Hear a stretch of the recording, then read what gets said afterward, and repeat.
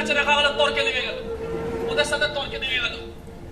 আর ওরা দেখাচ্ছে যে কিভাবে দাঁড়াতে হয়, জানো না এতজন মানুষ আছে, কিভাবে হাওয়া আসবে, হাওয়ার অ্যাঙ্গেল কোন অ্যাঙ্গেলে দাঁড়াতে হবে, তাহলে অ্যাঙ্গেলে হাওয়া আসবে, বলে সব প্ল্যানিং করা,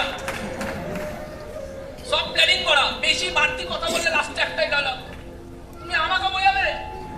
30 বছর প্যাসেঞ্জারি করছি, 30 বছর।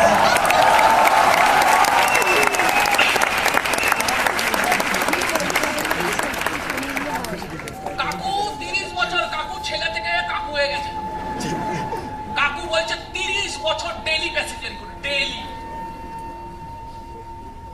দরকার নেই আমার ওই লাইফ।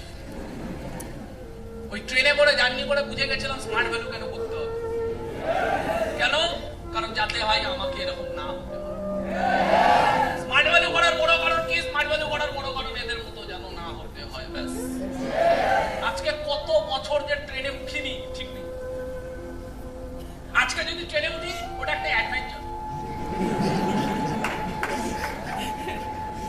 আজকে ট্রেনে উঠলে একটা adventure. Is that clear? Yes or no? তখন বাসে চড়তাম, বাসে এইভাবে দাঁড়িয়ে আছি, খান ঝরছে, এইভাবে। কিন্তু সারা জীবন চড়িনি। বাকি সবাই যারা চড়ে তাদের সাথে ডিফারেন্সটা কি? তাদের সাথে ডিফারেন্স, তারা ওইভাবেই চড়তে, ওইভাবেই কিভাবে ভালো মতো দাঁড়াবে, ওখানে কিভাবে সিটটা নেবে, ওখানে কিভাবে ঝামেলা করবে, ওখানে কিভাবে সরে বসাবে, ওরা পুরো মাথা এখানে লাগাচ্ছে। স্মার্ট ভ্যালু আমাদেরকে একটা জিনিস শিখিয়ে দিচ্ছে, ট্রেনিং নিতে যে ওখানে কমফোর্টেবল হয়ে বসার জন্য তুমি বাসে চড়ছো না, তুমি লড়াইটা লড়ছো এই কারণে যাতে তোমাকে ওখানে না থাকতে হয়, যাতে তুমি গাড়িটা চড়তে পারো।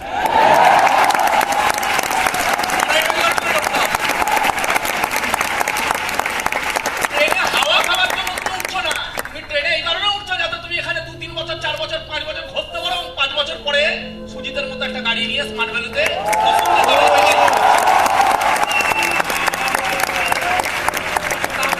আমরাও বাসে ঝুলেছি, ডেলি ঝুলেছি, ডেলি ট্রেনিং নিতে আসতাম আর যাওয়ার সময় ডেলি ঝুলেছি। যখন ওই সময় দাঁড়িয়ে জানলার বাইরে দিয়ে দেখতাম কোন একটা গাড়িতে কেউ একজন বসে মোবাইল ঘাটছে, পিছনের সিটে বসে দেখতাম ওই লাইটটা কবে হবে, ওই লাইটটা চাই। গাড়িটাও দেখতাম, ব্যথাটাও যেমন ছিল, ব্যথার সাথে স্বপ্নটাও ছিল যে ওই লাইটটা চাই, ওই গাড়িটা চাই, ওই গাড়িতে বসে থাকা ওই মানুষটার মতো চাই, ওখানে বসে দেখে গাড়িটার এসিটা হাওয়া কেমন হয়। এর জন্য বলে কোনো কিছু মন দিয়ে যদি চাও আর কোনো কিছু তার জন্য মন দিয়ে যদি করো সেটা আসে। আজকে যখন ওই গাড়ি করেই যাই আর ওরকমই গাড়ির কোনো না কোনো সিটে বসে এসির হাওয়া খেতে খেতে, যতই গরম থাকুক এসির হাওয়া খেতে খেতে টেরি লাগে না, গাড়ির ভেতরে টেরি লাগে না যে বাইরে কতটা দুর্ধর্ষকর গরম। তখন ওই মোবাইল ঘাটতে ঘাটতে যখন চোখটা ঠিক বাসের দিকে যায় আর ওই বাসের ওই ভিড়, কিভাবে মানুষ বেঁচে আছে, কিভাবে মানুষ চালাচ্ছে, ওই ভিড়, আর যখন তখন ওখানেই কাউকে না কাউকে বসে দেখি সে তাকিয়ে আছে আমাদের দিকে, তখন মনে হয় এরকমই একটা সময় স্মার্ট ভ্যালুতে ছিলাম, তাকিয়ে থাকতাম। কপাল বলে কিছু হয় বলে জানি না আমি হয় কিনা, কারণ আমি দেখিনি কোনোদিন, বাট যে তাকিয়ে আছে সে কি ভাবছে আমি জানি না, আর তার কাছে স্মার্ট ভ্যালু হয়তো নেই। থ্যাংক গড আমি ওখান থেকে এখানে আসতে পেরেছি, কারণ আমি ওখানে তাকাই থাকতাম, কিন্তু আমার কাছে স্মার্ট ভ্যালু ছিল।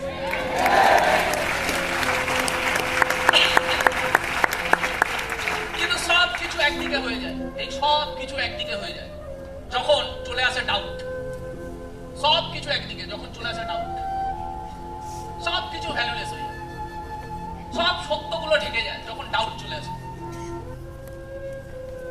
যখনই এত কিছু শোনার পর একটা মাইন্ড বলছে না ঠিক করতে হবে, আমাদেরকেও কিছু করতে হবে, কিন্তু ঠিক বাইরে বেরোলে যখন বাকি অপোজিট কথা, ভিড় ছেকে ধরে, নেগেটিভদের ভিড়, সমাজ, ওই সমাজ যারা টেনে নামায়, ছেকে ধরে, বিভিন্ন মানুষ বিভিন্ন রকম ভাবে মনোবল ভাঙে, আর তখনই আমরা ওখানে ফেসে গিয়ে মনে হয় সত্যি তো আদৌ কিছু হবে, সত্যি তো আদৌ কিছু হয়, সত্যি তো আমার ব্রেন ওয়াশ করে দিল না তো তোমার ব্রেন যখন ছিল তো ওয়াশ করে দিয়েছে কি করে ভাই? তো তুমি যখন শুনছিলে তার মানে তুমি ব্রেন লাগিয়ে শুনছিলে, তো ব্রেন লাগিয়ে শুনছিলে যখন তুমি প্রত্যেকটা কথা বুঝে বুঝে শুনছিলে, বুঝে বুঝে শুনে মেনে হাততালি মারছিলে বা মারছিলে না, ব্রেনটা তখন লাগাচ্ছিল। হঠাৎ করে ও বলার পরে জানিস তো তোর ব্রেন ওয়াশ করে দিয়েছে, তখন ও বলতে যাচ্ছে তুই এমনিও গান্ডু, তোকে ওখানে কে গান্ডু বানিয়ে দিয়েছে? হ্যাঁ ঠিক বলেছি, আমার ব্রেন ওয়াশ, মানে ও বলছে গান্ডু আর আমরা মানছি হ্যাঁ মনে হয় আমার ব্রেন ওয়াশ করে দিয়েছে, আমি গান্ডু। আমার বুদ্ধি নেই, আমি বুঝি না, আমি ট্রেনিংটা শুনে এসছি আর আমি ওখানে বুঝছি না ঠিক বলছে না ভুল বলছে। ঠিক বলেছে, আমাকে মনে হয় না ব্রেন ওয়াশ। ইনডাইরেক্টলি আমি কি বলছি, আমি গান্ডু, জানিস তো? Is that clear? Yes or no? এই শুনে, এখান থেকে শুনে কেউ একজন মানে না এ ভাই আমি বুঝেছি, আমি ট্রেনিংটা নিয়েছি, আমি বুঝেছি। ওই ছেলেরাই 5 বছর পরে হোক, 7 বছর পরে হোক, 8 বছর পরে হোক, যাদা সে যাদা 9 বছর 10 বছর পরে হোক, ওর সামনে যখন গাড়ি নিয়ে দাঁড়াবে তখন বলবে ভাই তুই যে বলছিলি হয় না। আর আমরা কি আর ট্রেনিং শুনেছি? আমাকে তো ওই নান্টু যা বলেছে তাই শুনেছি, আমি কি আর জানি? এখন দোষ কার? Nantu. Is that clear? Yes or no? Successful মানুষদের সামনে কেউ পাঙ্গা নেয় না। তুমি করে দেখাও সব সত্যি, তুমি করে দেখাতে পারবে না সব মিথ্যে। আওয়াজ পাচ্ছি না? হ্যাঁ কি না? করে দেখাও সব সত্যি। তোমার কি মনে হয় আজ থেকে যখন শুরুর আগে 15 বছর আগে যখন শুরু করেছিলাম, first year, second year, third year smart ভ্যালুতে, তখন যত লোক এসে যেই আসতো সে একদম কনফিডেন্সে নেগেটিভ। প্রথম বছর তো অনেকে দিয়েছে, সেকেন্ড বছর যারা কিছু বলতো না তারাও দিয়েছে। থার্ড ইয়ার অব্দি যখন 3 বছর হয়ে গেছে স্মার্ট ভ্যালুতে আমার কিছু হয়নি, তখন আরোই যারা দূর কিনারা অব্দি ছিল না তারাও এসে বলছে, কারণ সব কনফিডেন্স পেয়ে গেছে এ তো ক্যারেন্টার হবে না, হবার হলে এত কোনো হয়ে যেত না। আওয়াজ পাচ্ছি না? হ্যাঁ কি না? তো তোমার ফেলিয়ারের টাইম যত বাড়বে লোক আরো কনফিডেন্সের সাথে আরে হয় না রে, আরে কতজনকে দেখলাম, কত কিছু জানলাম, 50,000 টাকা কামায় না যে কথাগুলো বলছে, যে কথাগুলো বলছে না সে 50,000 টাকা কামাতে হয় কি করে জানে না। আর সে এসে যাকেই কথাগুলো বলছে সে 5 কোটি টাকার গাড়ির স্বপ্ন নিয়ে যাচ্ছি স্টার্ট করেছে। তুলনাই নেই ভাই, তুলনাই নেই। কিন্তু যে 5 কোটি টাকার গাড়ি চড়ার স্বপ্ন নেয়, যে 5 কোটি টাকার ফ্ল্যাটে থাকার স্বপ্ন দেখে, যে প্রতি বছর 5টা ফরেন ট্যুর ঘোরার স্বপ্ন দেখে, সে সারা 50,000 টাকা কামাতে পারে না যে তার নেগেটিভ থেকে চিৎপাত হয়ে যায়। এটা হলো দুর্ভাগ্য, এটা হলো দুর্ভাগ্যের বিষয়। কি মনে হয় আমার আত্মীয় স্বজনের, আমার কাকা কাকিমা, মানে বোন, পিসির মেয়ে, পাড়ার দিদি, তার বাবা, নতুন বিয়ে করে এসছে আঙ্কেলের আন্টি, সবে মাধ্যমিক দিয়েছে পাড়ার বাচ্চা রাহুল নাম, সে ওর বন্ধু আবার অনিল, তার ভাই আবার বিজয়, এক এক করে বলছে আমি না কে ছেড়েছে। আমার মায়ের বন্ধু যে আমার খুব বড় প্রশংসক, আমাকে খুব ভালোবাসে, সেই পিউর মার কাকিমা,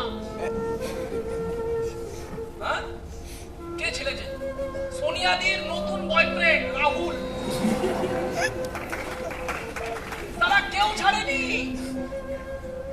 কেউ ছাড়েনি, শুধু শুনে গেছি গাইতে।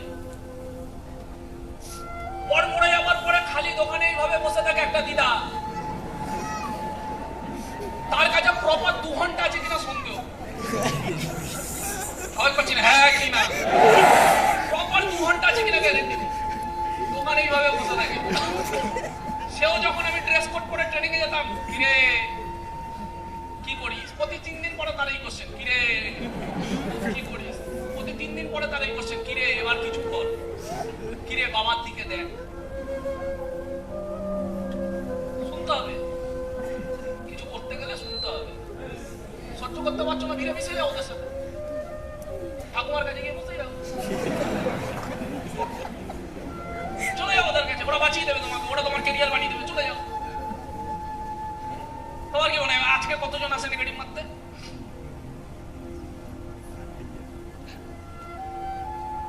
আজকে কতজন আছে তাদের মধ্যে নেগেটিভ মারতে? আজকে কতজন আছে?